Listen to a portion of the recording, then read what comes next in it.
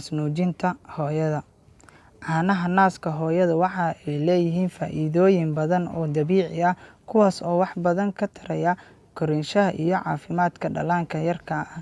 Caanaha naaska hooyada waxaa ku jira nafaqo iyo macdan badan oo muhiim u ah jirka bini'aadamka, taas oo uusan ka heli karin caanaha xoolaha iyo caanaha budada ah ama caano booraha. Naasnuujinta waxaa loo bilaabaa cunuga marka uu dhasho ilaa marka uu 2 sano ama 3 sano uu ka gaaro. Dhallaanka naaska nuujinta sida ku habboon loo siiyo waxa uu ka caafimaad badan yahay ama ka qurux badan yahay ama ka farxad badan yahay midka aan naaska sida ku habboon loo nuujinin.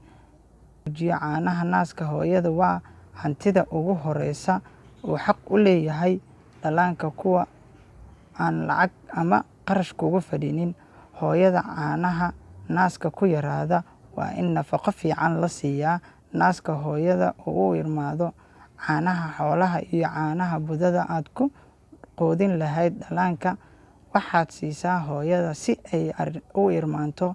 Macdanta ku jirta caanaha hooyada waxaa ka mid ah Vitamin C iyo Vitamin B iyo Vitamin D oo ah kuwa muhiim u ah jirka bini'aadamka.